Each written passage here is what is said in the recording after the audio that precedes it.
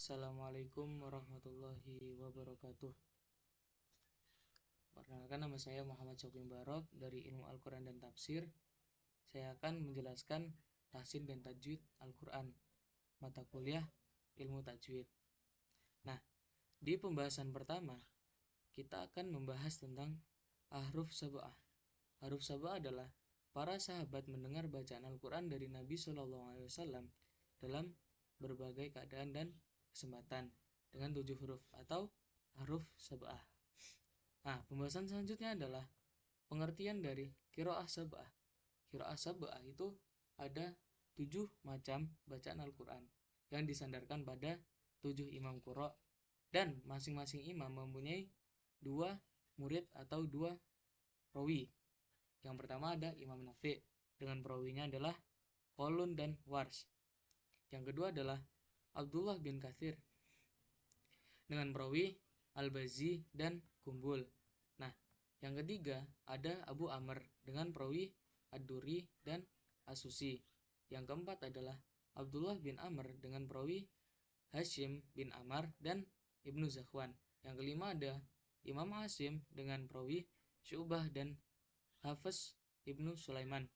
Yang keenam adalah Hamzah, Imam Hamzah dengan perawi Khalaf dan Khalat. Yang ketujuh Ali bin Hamzah dengan perawi Abu Harith Al-Laits dan Hafiz bin Umar.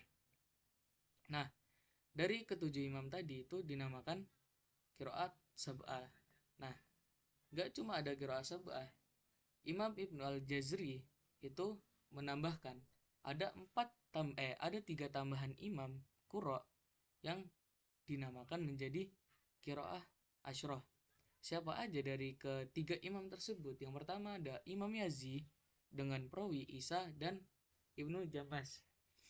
Terus yang ke-9 ada Imam Ya'qub bin Ishaq dengan perawi Ruwais dan Rauh. Habis itu yang ke-10 ada Khalaf Ibnu Hisham dengan perawi Ishaq bin Ibrahim dan Idris. Nah, jadi ke-10 imam qura tadi dinamakan dengan qiraat asyrah. Nah, nggak cuma itu, jadi ada qiraah syadzah atau al-qiraah al-arba asyarah. Nah, kenapa dinamakan qiraat syadzah? Karena empat qura yang ini itu tidak memenuhi standar qiraah yang telah ditentukan ke-10 tadi. Nah, keempat imam yang baru ini adalah siapa aja? Pertama ada Muhammad bin Abdurrahman, ada Imam Yahya, ada Imam Hasan, sama ada Imam Sulaiman bin Mahron. Nah, kita lanjut ke pembahasan qiraat. Apa itu qiraat? Qiraat adalah sebuah bacaan Al-Quran yang dinisbatkan kepada salah satu imam qiraat yang sanadnya bersambung sampai kepada Rasulullah.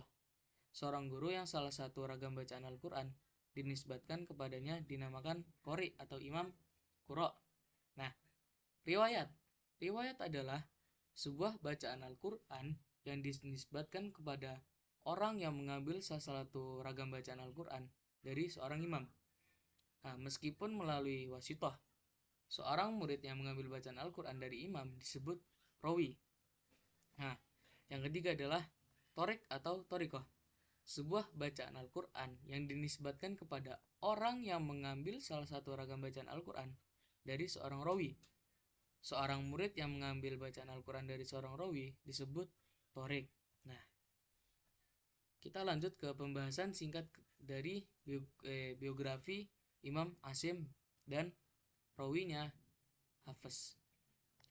Imam Asim dengan nama Asim bin Abi An-Najd. Nah, sedangkan nama kunyahnya itu Abu Bakar. Nah, perawinya itu bernama Hafiz bin Sulaiman Ad-Duri Al-Asadi dari kabilah Bani As'ad. Nama panggilannya Abu Amar. Beliau dilahirkan pada 90 Hijriah, meninggal pada tahun 180 Hijriah. Oke, kita lanjut ke pembahasan selanjutnya, itu mengenal ilmu tajwid. Sesungguhnya ilmu tajwid adalah ilmu yang seluruhnya tauqifi atau bukan merupakan produk budaya manusia, tetapi sesuatu yang ditetapkan berdasarkan wahyu Allah, yang Nabi Shallallahu Alaihi Wasallam sendiri pun tidak punya otoritas untuk menyangkalnya. Nah, hukum definisi tajwid. Menurut etimologi, tajwid adalah membaguskan, memperindah. Sedangkan menurut terminologi berarti membaca Al-Quranul Karim dengan memberikan setiap huruf akan haknya dari segi makhraj dan harokatnya. Makharijul huruf atau makhraj huruf, tempat yang mengeluarkan suara huruf, sehingga dapat dibedakan huruf satu dengan huruf yang lainnya. Sifatul huruf atau sifat huruf, yaitu suatu cara untuk melafadzkan huruf dan membedakannya dari huruf satu dengan huruf yang lainnya dari segi sifatnya. Nah, pengambilan ilmu tajwid yang dimaksud di sini adalah dengan dua cara. Yang pertama, seorang guru yang mungkin membacakan bacaannya yang sanadnya bersambung sampai Rasulullah, lalu murid menirukannya. Nah, cara kedua adalah seorang murid membaca di hadapan sang guru, berhadapan gini. Nanti langsung ditasih oleh sang guru. Habis itu, secara idealnya, ideal dalam menetapkan atau kita mengajari ilmu tajwid atau menerapkannya, itu sang guru membacakannya lalu murid menirukannya. Kita lanjut ke pembahasan selanjutnya, yaitu standar bacaan Al-Quran yang benar. Imam As-Suyuti dalam Al-Itqan menyebutkan bahwa bacaan Al-Quran bisa diterima bila memenuhi 3 standar yang telah ditetapkan oleh jumhur ulama. Yang pertama, bacaan yang mempunyai sanad sahih. Jadi nyambung ini 1, 2 gitu, nyambung sampai ke Rasulullah. Terus yang kedua adalah bacaan yang menggunakan bahasa Arab. Jadi nggak ada namanya Al-Quran bahasa Turki kayak kemarin tuh. Nah, kita lanjut ke pembahasan ketiga, yaitu bacaan yang sesuai dengan Mushaf Rasm Al-Utsmani. Jadi harus sesuai dengan itu. Jikalau ada yang tidak sesuai dengan Rasm Al-Utsmani, bisa dikatakan itu cacat. Nah, kita lanjut ke pembahasan selanjutnya, yaitu adab membaca Al-Quran. Di sini ada beberapa adab atau tata krama dalam membaca Al-Quran. Yang pertama, hendaknya pembaca dalam keadaan suci dari hadas kecil, yakni berwudu, karena ia termasuk zikir yang paling utama. Yang kedua, membacanya di tempat yang suci untuk menjaga keagungan Al-Quran. Yang ketiga, membaca ta'awud di permulaan membaca Al-Quran. Yang keempat, membaca basmalah di permulaan setiap surat, kecuali surat At-Taubah. Yang kelima, membacanya dengan khusyuk dan tenang. Yang keenam, membacanya dengan meresapi serta memikirkan makna dan maksud ayat-ayat Al-Quran. Yang ketujuh, membaca Al-Quran dengan tartil, yaitu dengan bacaan yang pelan-pelan dan terang, serta memberikan hak kepada setiap huruf. Oke. Mungkin ada beberapa lagi yang bisa dibaca sendiri di dalam buku ini. Kita lanjutkan di pembahasan selanjutnya, yaitu ritme dan tadabbur membaca Al-Quran. Di sini ada 3 macam membaca Al-Quran yang semuanya termasuk dalam kategori tartil dalam membaca Al-Quran. Jadi tartil ini bisa diklasifikasi menjadi 3 macam. Yang pertama ada tahqiq. Apa itu tahqiq? Tahqiq adalah membaca dengan pelan-pelan, tenang, serta memperhatikan dan meresapi makna-makna Al-Quran. Yang kedua adalah hadr, yaitu membaca dengan cepat serta tetap menjaga hukum-hukumnya. Yang ketiga, tadwir. Tadwir ini berada di tengah-tengah antara tahqiq sama hadr. Nah, jadi menyesuaikan untuk tadwir. Bagi pembaca yang membaca Al-Quran itu bisa menggunakan ketiganya. Seperti itu.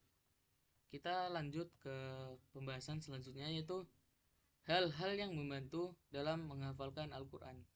Jadi di sini kan mungkin banyak orang-orang yang ingin menghafalkan Al-Quran itu Ada beberapa yang bisa kita ikuti, terus kita amalkan. Yang pertama, terus menerus dalam menghafal, tidak berputus asa dan memotivasi diri.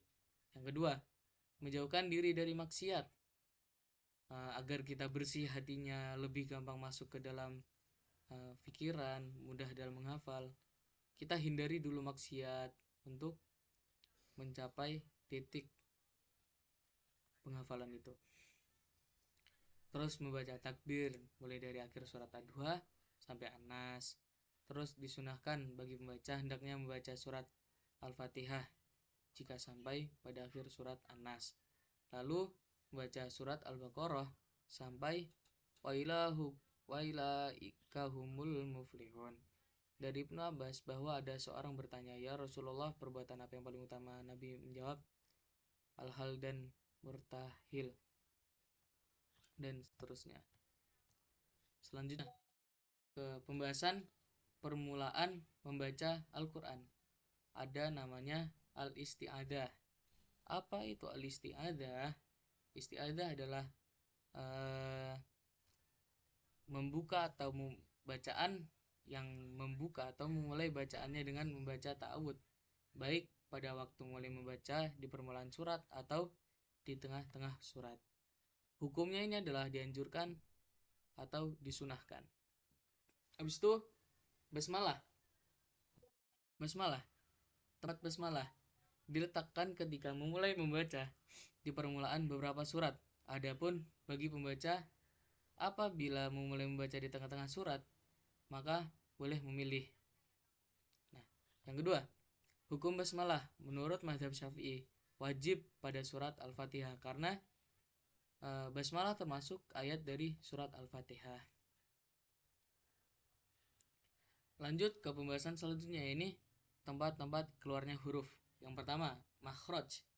Makhraj adalah tempat mengeluarkan suara huruf dan yang membedakan huruf satu dengan huruf yang lain. Macam-macam makhraj, ini ada 17 makhraj.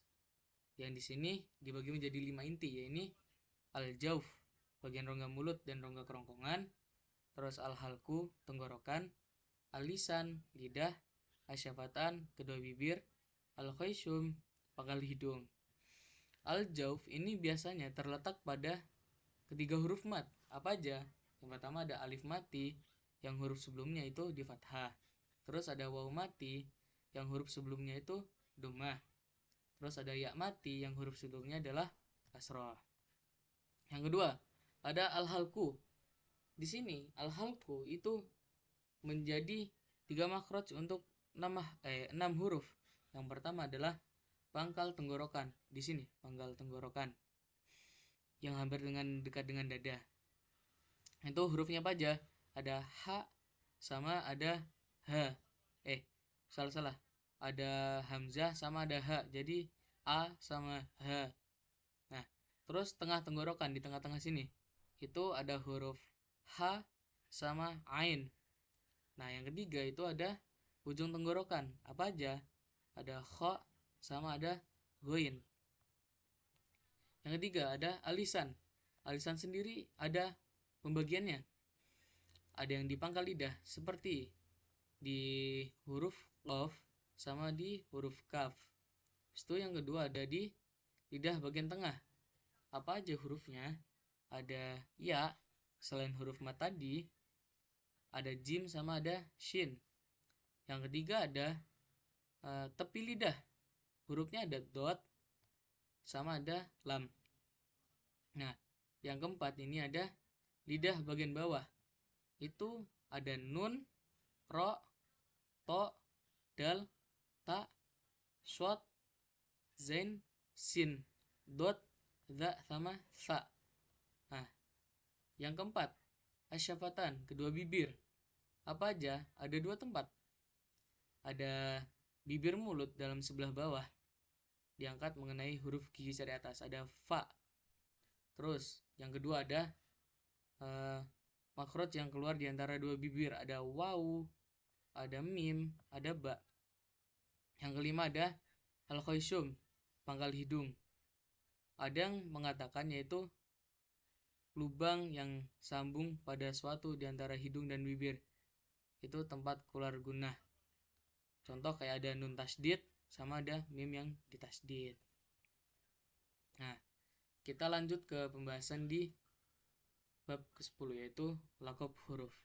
Lakob huruf ini ada jaufiyah, terdiri dari 3 huruf mat yaitu alif, waw, sama ya. Terus ada halqiyah, pangkal kerongkongan yang hurufnya adalah a, ha, ain, ha, ghain, sama kha. Terus ada lahwiyah, terletak di pangkal lidah, ada kaf sama kof. Sama ada syajariyah yang hurufnya ya, shin, sama jin. Ya-nya di sini selain huruf mat. Terus ada dalqiyah, hurufnya itu terletak di ujung lidah, ada lam, nun, sama ro. Terus ada nit'iyah, hurufnya ada to, dal, sama ta. Terus ada asaliyah, hurufnya shod, zain, sama sin. Ada lathawiyah, hurufnya ada dhot, dal, sama tha.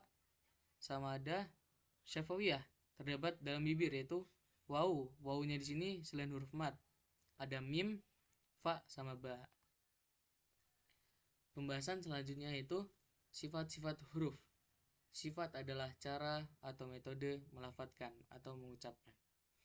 Pembagian sifat huruf ada 2, sifat yang kontradiksi atau yang berlawanan, sama sifat yang tidak kontradiksi atau sifat yang tidak berlawanan. Di sifat yang berlawanan atau kontradiksi ada 5 sifat. Yang pertama, al-hamz, lawan katanya al-jahr. Terus az-zaddah, lawan katanya atau wasud. Terus yang ketiga ada at-tabaq dengan lawan katanya al-infitah. Terus ada al-idlaq, lawan katanya adalah al-ismat. Terus ada al-isti'la, lawan katanya al-istifal. Nah, habis itu lanjut ke sifat yang tidak kontradiksi. Ada sifat as-sofir, seperti bersiul. Nah, di sini ada 3 huruf, apa aja? Ada shad, sin, sama zain. Terus ada al-qalqalah, yaitu makhraj yang huruf ketika mengeluarkan huruf dalam keadaan mati hingga terdengar adanya tekanan suara atau memantul gitu.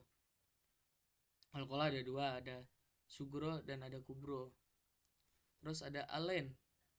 Nah, menurut bahasa seperti lunak. Di alen sendiri itu ada 3 huruf, yakni alif secara mutlak, waw, dan ya. Di al-inhiraf berarti condong. Huruf-hurufnya adalah ro sama la. Terus ada at-takrir atau huruf yang memantul atau bergetar, yaitu huruf ro. Ada at-tafashi atau meluas. Terus ada al-astitolah itu berarti memanjang. Hurufnya cuma ada 1, ada dot. Nah, sampai situ ya ternyata pembahasannya sifat. Kita lanjut ke pembahasannya hukum ro ketika tafhim dan tarkik. Ro ketika tafhim dibaca tebal di beberapa keadaan, seperti ro di fathah atau ro di fathah dan di dumah. Terus ro disukun dan huruf sebelumnya harokatnya dumah atau fathah. Ro disukun dan huruf sebelumnya berharokat kasrah asli dan setelahnya berupa huruf isti'la yang tidak dibaca kasrah. Contoh firqah, terus mirsad, mirtos.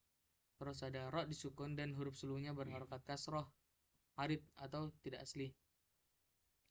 Jika ro disukun ketika waqaf dimatikan dan sebelumnya berupa huruf yang disukun selain ya, dan sebelum huruf yang mati tersebut berupa harokat fathah atau domah. Tarkik, ro ketika tarkik dibaca tipis, ada beberapa tempat. Jika ro di kasroh, rijal. Terus apabila ro disukun dan huruf sebelumnya berupa huruf yang berharokat kasroh asli dalam satu kalimat, misal fir'aun. Jika ro dimatikan ketika waqaf dan huruf sebelumnya berupa huruf ya, qadir. Nah, apabila ro dimatikan dalam keadaan wakaf dan sebelumnya berupa salah satu istifal yang mati yang huruf sebelumnya berupa huruf yang berharokat kasroh, sihr gitu, boleh dibaca tafhim dan tarkik. Jadi di suatu tempat tuh boleh dibaca tafhim sama tarkik. Contoh yang pertama ada ro berupa huruf isti'la. Jadi ro di sini tuh hurufnya isti'la. Falaqa fakana kullu firqin kattaudil azim. Terus yang kedua adalah apabila ro mati dalam keadaan wakaf dan huruf sebelumnya berupa huruf isti'la yang mati, yang sebelumnya huruf isti'la berupa huruf yang berharokat kasroh. Contoh wa qala dukhulu misra insyaallahu aminin. Nah, membaca tafhim ro pada lafaz tersebut itu lebih utama karena ro ketika dalam keadaan wasol itu tebal. Nah, kita lanjut ke pembahasan selanjutnya, ini hukum tanwin, nun, dan mim mati. Nah, di hukum tanwin itu ada beberapa hukum. Salah satu macam-macamnya. Satu, al-gunnah ialah suara yang merdu yang keluar dari pangkal hidung yang tidak melibatkan pekerjaan lidah. Suara gunnah dipanjangkan kira-kira 3 harokat atau 3 ketukan. Terus ada idhar. Idhar berarti terang atau jelas. Menurut istilah dalam mengeluarkan huruf dari makhrajnya dengan bentuk yang jelas tanpa dengung. Idgham ialah memasukkan sesuatu pada sesuatu, sedang menurut istilah adalah memasukkan huruf pada huruf yang lain sekiranya dua huruf itu menjadi satu huruf yang ditasdid. Itu idgham. Itu hukum mim. Hukum mim mati. Yang satu ada mim mati. Mim mati itu mempunyai 3 hukum. Yang pertama ada ikhfa syafawi. Yang kedua ada ikhfa syafawi. Yang ketiga ada idhar syafawi. Oke, tadi kan kita udah mengetahui mim mati itu ada 3. Nah, itu ini aku jelaskan dikit lah. Idgham syafawi itu adalah mim mati bertemu dengan huruf mim. Terus ikhfa syafawi adalah mim mati bertemu dengan huruf ba. Hukum mim disamarkan dengan gunnah. Itu idhar syafawi itu apabila ada mim sukun kecuali bertemu dengan semua huruf hijaiyah kecuali mim sama ba. Nah, kita lanjut ke pembahasan selanjutnya, yaitu bab tentang hukum lam ta'rif ketika idgham dan idhar. Lam ta'rif adalah lam yang mati dan sebagai ziyadah atau tambahan dari susunan kalimat yang didahului oleh hamzah wasol. Hukum lam ta'rif diidharkan, yaitu menjelaskan lam ta'rif yang masuk pada kalimat isim. Itu idgham, ini masukkan lam ta'rif yang mati pada huruf yang mengiringinya. Di situ hukum lam ketika tafhim dan tarkik. Tafhim, lam dibaca tafhim pada 2 keadaan sebagai berikut. Lamnya lafaz jalalah kayak qala Allah, qama Abdullah. Terus lamnya lafaz jalalah ketika didahului oleh huruf yang mati yang huruf sebelumnya berharokat dhammah atau fathah. Ilallah gitu. Tarkik, lam dibaca tarkik pada beberapa keadaan. Contoh yang pertama, lamnya lafaz jalalah ketika didahului harokat kasroh asli dan kasroh aridoh atau tidak asli. Itu yang kedua, lamnya lafaz jalalah ketika didahului huruf yang mati yang huruf sebelumnya berharokat kasroh. Contoh yunajjillah gitu. Hukum lam fi'il. Hukum lam fi'il bisa idgham dan juga bisa idhar. Yang ke-15, idgham berdasarkan sifatnya dibagi menjadi 3. Ada idgham mutamasilain, ada mutajanisain, sama mutaqaribain. Yang idgham mutamasilain yaitu kesamaan. Jadi dua huruf yang serupa bertemu dalam satu kalimat atau dua kalimat. Terus idgham mutajanisain. Idgham mutajanisain adalah idgham yang berarti bersejenis atau apabila dua huruf yang sama dalam makhrajnya dan berbeda dalam sifatnya. Itu idgham mutaqaribain. Menurut bahasa berarti berdekatan, yakni apabila ada huruf yang berdekatan dalam makhraj dan sifatnya. Seperti itu. Kita lanjut ke hukum mat. Mat menurut bahasa berarti panjang. Nah, macam-macam mat. Yang pertama, ada mat wajib mutamathilain. Apabila ada huruf mat yang bertemu dengan hamzah dalam satu kalimat, maka dinamakan mat wajib mutasil. Membacanya panjang kira-kira 5 harokat. Contoh, yatasaalun. Gitu. Itu mat jaiz munfasil. Apabila ada huruf mat bertemu dengan hamzah dalam dua kalimat, panjangnya yang mat jaiz munfasil ini panjangnya bisa 2 atau 4 atau 5 harokat. Nah, terus contoh ada ma anzalna, terus mat arid sukun. Apabila ada huruf mat bertemu dengan sukun yang disebabkan waqaf. Contoh nasta'in. Ini bacanya bisa 2 harokat atau 4 harokat atau 6 harokat. Terus kita lanjut ke mat lazim. Mat lazim bisa dibagi menjadi 4. Contoh, mat lazim kilmi musaqqal. Apabila ada huruf mat bertemu dengan huruf yang ditasydid dengan kalimat, maka dinamakan mat lazim kilmi musaqqal. Contoh, atuhajjuni. Terus mat lazim kilmi khaffaf. Apabila ada huruf mat bertemu dengan huruf yang disukun asli di tengah kalimat, maka dinamakan mat lazim kilmi mukhaffaf. Contoh, al-ana.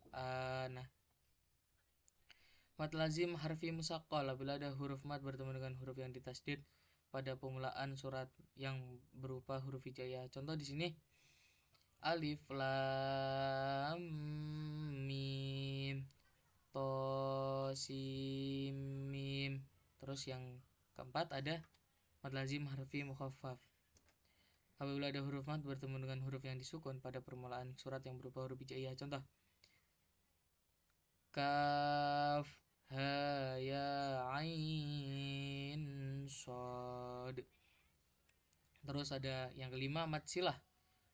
Mat silah apabila ada hak kinayah atau ya yaitu hak domir untuk laki-laki tunggal berada di antara dua huruf hidup, maka dinamakan mat silah. Mat silah dibagi menjadi 2, mat silah kubro sama mat silah sugro. Yang keenam ada mat badal, yaitu apabila ada hamzah bertemu dengan huruf mat maka dibaca panjang 2 harokat. Contoh tulisannya itu tu dibacanya tu begitu. Mat iwad yaitu mat dalam tingkah waqaf sebagai ganti dari 2 fathah tanwin. Contohnya ya, di sini ada nadhiron, tulisannya nadhiron tanwin gitu, tapi bacanya itu nadhiro. Terus ada mat lain, yaitu huruf ya dan waw yang sebelumnya ada huruf yang berharokat fathah dalam keadaan waqaf. Contoh ada khauf, terus krois gitu, jadi panjang. Kita lanjut ke pembahasan selanjutnya, ini hukum 7 alif. Hukum 7 alif yaitu menetapkan alif ketika tingkah waqaf dan membuangnya ketika tingkah wasol yang berada pada kalimat berikut ini. Yang pertama ada alif ana, domir mutakalim dibuang ketika mengucapkan dalam tingkah wasol dan menetapkan alif ketika tingkah waqaf di seluruh bacaan Al-Qur'anul Karim. Terus 2 ada alif lakinah. Terus contohnya ada lakinna huwallahu rabbi wala usyriku bi rabbi ahada. Terus ada alif adzununa, surat Al-Ahzab. Wa balaghatil qulubul hanajira wa tadhunnuna billahi dzununa. Itu ada alif di Ar-Rasulah.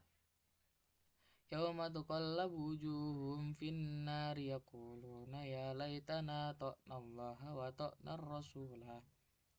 Terus ada alif di as-sabilah. Contoh, waqalu rabbana inna attaba'na sadatana. Waqalu rabbana inna attaba'na sadatana wa kubara'ana fadalluna sabila. Terus ada alif di qawarirah. Yang pertama bukan yang kedua dalam surat Al-Insan. Kanat qawarira qawarira. Terus ada yang alif salasila. Inna a'tadna lil kafirina salasila wa aglalan wa sa'ira. Inna a'tadna lil kafirina salasila wa aglalan wa sa'ira. Jadi di salasilnya yang di surat Al-Insan. Terus kita lanjut ke bab selanjutnya, ini saktah atau berdiam sejenak. Saktah sendiri itu ada di beberapa tempat. Contoh di surat Al-Kahfi, walam yaj'al lahu iwaja qayyima. Terus ada di surat Yasin, qalu mambatana min marqudina hadza. Nah gitu. Terus selanjutnya hamzah wasol dan hamzah qata. Hamzah qata ialah hamzah yang ditetapkan ketika tingkat wasol dan ketika di permulaan kalimat. Sedangkan hamzah wasol ialah hamzah yang ditetapkan di permulaan kalam dan dikuburkan di pertengahan kalam dengan kata lain. Hamzah wasol terdapat pada at-ta'rif, pada fi'il madinya fi'il khumasi atau fi'il terdiri dari 5 huruf. Terus pada 7 isim berikut yang berada pada Al-Quran. Terus harokat hamzah wasol.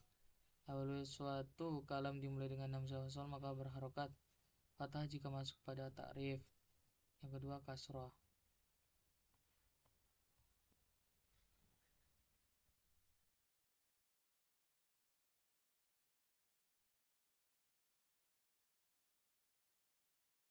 Terus definisi, kita mulai membahas tentang waqaf dan ibtida.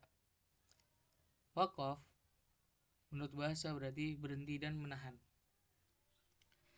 Menurut istilah adalah memutus atau menghentikan suara dan diam di akhir kalimat dengan masa sebentar yang cukup digunakan membaca untuk bernafas.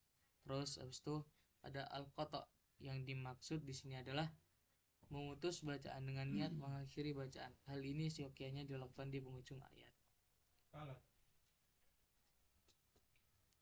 Itu waqaf pada penghujung ayat. Di dalam Al-Quranul Karim tidak ada hukum untuk wajib waqaf kecuali jika ia mewaqafkan ayat tertentu dengan niat agar maknanya rancu atau menyimpang dari maksud ayat. Sebab-sebab waqaf: ittirariyah berarti terpaksa atau dilakukan oleh qari pembaca karena kehabisan nafas, batuk atau lupa dan sebagainya. Dalam keadaan ini pembaca boleh berhenti pada kalimat manapun yang dikehendaki. Terus ada ikhtibarian, berhenti untuk maksud ujian. Terus ada ikhtiarian, berhenti yang dipilih atau membaca berhenti dengan kemurnian hendaknya. Intidorian, berhenti pada kalimat-kalimat dalam satu ayat yang terdapat perbedaan qiraat. Pembagian waqaf. Waqaf sendiri ada 4. Ada waqaf tam, waqaf kafi, waqaf hasan, dan waqaf qabih. Waqaf tam berhenti pada kalimat yang maknanya sempurna, yang tidak berkaitan dengan lafaz dan makna sesudahnya. Tanda-tanda waqaf tam: 1. Hendaknya berada di akhir kalimat. 2. Memulai pada kalimat setelahnya nahi. Yang ketiga, memulai pada kalimat yang setelahnya berupa lafaz yang mengandung arti syarat. Yang keempat, memulai pada kalimat yang setelahnya berupa lafaz yang mengandung arti istifham. Yang kelima, memulai pada kalimat yang setelahnya berupa lafaz yang mengandung arti perintah. Terus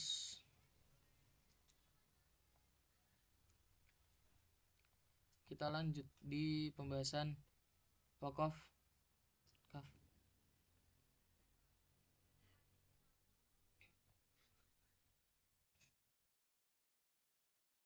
Waqaf kaf. Waqaf kafi ialah berhenti pada kalimat yang sempurna tetapi masih berkaitan dengan kalimat sesudahnya. Nah, yang membedakan waqaf tam sama waqaf kafi ini, kalau yang waqaf tam itu dia berhenti waqaf tapi yang tidak ada hubungan dengan kalimat sesudahnya ataupun ayat sesudahnya. Tapi kalau yang waqaf kafi ini dia masih ada hubungan sama kalimat setelahnya. Tanda-tanda waqaf kafi: mubtada, fi'il isti'naf, maf'ul dari fi'il, nafi atau istifham, terus bal, adalah atau sofa. Terus ada waqaf hasan. Waqaf hasan berhenti pada kalimat yang maknanya sempurna tetapi berkaitan dengan lafaz dan maknanya dengan kalimat sesudahnya. Di sini ada beberapa contoh. Terus ada waqaf qabih, berhenti pada kalimat yang maknanya tidak sempurna atau tidak tepat. Tanda-tandanya: berhenti pada mudhof saja, berhenti pada mausuf saja, berhenti pada amil yang merofakkan, dan lain sebagainya.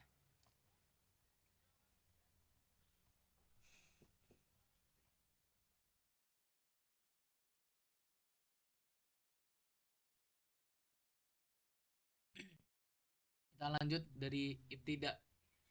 Ibtida dalam ilmu tajwid bermakna memulai bacaan setelah berhenti karena waqaf. Terus itu ibtida yang diperbolehkan. Ibtida yang diperbolehkan ini ibtida pada kalimat yang tersendiri atau yang menjelaskan makna yang dimaksud. Ada ibtida tam, ada ibtida kafi, ada ibtida hasan. Jadi kurang lebih sama kayak waqaf. Jadi pembagiannya ada kayak gitu. Terus pembahasan selanjutnya yaitu kita lanjut pembahasan selanjutnya, ini sujud tilawah. Dalil disyaratkannya sujud tilawah adalah wa idza quri'a alaihimul qur'anu la yasjudun. Itu Rasulullah bersabda dalam hadis yang disampaikan oleh Ibnu Umar dengan riwayat hadis. Hukum sujud tilawah menurut mazhab Hanafi wajib bagi pembaca dan pendengar, baik sengaja mendengar atau tidak sengaja. Nah, dalil yang diambil itu adalah as-sajdatu alaman sami'aha wa alaman talaha. Sujud itu wajib atas orang yang membaca ayat sajadah dan bagi yang mendengarkannya. Kita lanjut ke pembahasan perbedaan kaidah dalam riwayat hafaz. Imam Ibnu Al-Jazari memiliki dua thoriq besar bagi riwayat Imam Hafaz. Yang pertama ada Ubaid bin Sabbah. Kemudian dari Ahmad bin Sahal al-Usmani lahir dua thoriq, yaitu Ali bin Muhammad dari Ali bin Muhammad muncul 10 thoriqah, dan Abu Thohir Abdul Wahid muncul 14 thoriq. Habis itu yang kedua Amr bin Sabbah, dari beliau muncul 2 thoriq. Ini Abu Ja'far Ahmad bin Muhammad Al-Fil, dari beliau muncul 14 thoriq. Terus yang kedua ada Zar'an Abu Hasan Al-Baghdadi, dari beliau muncul 14 thoriq. Al-Usul Kuliyat Majaz Munfasil menurut thoriq Asy-Syatibiyah 4 harokat. Adapun menurut thoriq Thayyibiyah dan beberapa thoriq yang lain panjangnya 2 harokat dan juga yang 3 harokat. Mad wajib mutasil menurut thoriq Syatibiyah 4 harokat. Terus menurut thoriq Thayyibah itu dan thoriq yang lain panjangnya 4 harokat dan juga yang 5 harokat dan 6 harokat. Terus al-gunah jika jatuh setelah nun mati atau tanwin huruf lam atau ra. Menurut Syatibiyah hukumnya gunah tersebut idgham kamil tanpa gunah. Adapun menurut thoriq Thayyibah dan beberapa thoriq yang lain hukumnya idgham makis dengan gunah. Terus yang keempat, saktah pada huruf sahih sukun setelahnya huruf hamzah. Menurut thoriq Syatibiyah tidak ada saktah. Adapun menurut thoriq Thayyibah dan beberapa thoriq yang lain terdapat saktah umum dan khusus. Nah, yang takbir menurut thoriq Syatibiyah tidak ada takbir, tapi menurut thoriq Thayyibah boleh takbir seperti beberapa tempat. Terus al-usul al-juz'iyah hanya ada satu wajah, yaitu dibaca dengan sin. Adapun dalam thoriq Thayyibah bisa dibaca sin atau suat, jadi yang kayak wallahu yaqbidu wa yabsutu gitu. Terus menurut Satibiyah hanya ada satu wajah, yaitu dibaca dengan sin. Adapun dalam Thariq Thaibah bisa dibaca sin atau shad, kayak wazadakum fil khalqi bastoh ataupun bastoh. Menurut Thariq Satibiyah pada kalimat berikut ini dibaca shad, maupun Thariq Thaibah dibaca shad atau sin. Lasta alaihim bimusaitir, bisa juga lasta alaihim bimusaitir. Kita lanjut ke keutamaan membaca Al-Quran. Yang pertama, Al-Quran sebagai jalan keluar. Nah, di situ juga ada Al-Quran dapat memberikan syafaat kepada pembacanya. Sesuai dengan hadis, qala Rasulullah sallallahu alaihi wasallam, "Iqra'ul Qur'ana fa innahu ya'ti yaumal qiyamati syafi'an la ashabih." Terus akan memberikan syafaat bagi orang yang selalu membacanya pada hari kiamat. Terus ada beberapa hadis yang lain juga. Terus Al-Quran lebih disukai Allah Subhanahu wa ta'ala dari segala sesuatu. Qala Rasulullah sallallahu alaihi wasallam, Al-Qur'anu ahabbu ilallahi minas samawati wal ardi wa ma fihin. Terus Al-Quran penjaga dari segala mara bahaya. Terus ada Al-Quran mengangkat ke derajat kenabian. Terus Al-Quran dapat menambah keberkahan rumah. Terus juga ada Al-Quran menyelamatkan pembacanya dari hisab, dan beberapa keutamaan-keutamaan yang lainnya. Sekian, sampai sini. Segala kesalahan dimohon maafkan. Wabillahi taufik wal hidayah. Wassalamualaikum.